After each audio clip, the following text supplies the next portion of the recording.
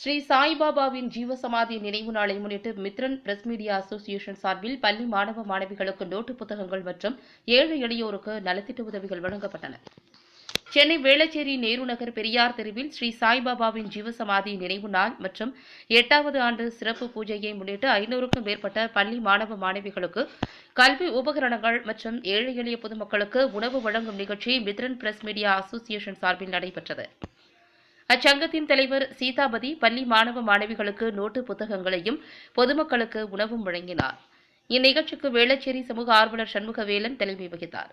உடன் Mithran press media association செயலாளர் பாலமுருகன், பொருளாளர் சுரேஷ்குமார் மற்றும் சங்க நிர்வாகிகள், சமூக ஆர்வலர்கள் பலர் கலந்து கொண்டனர்.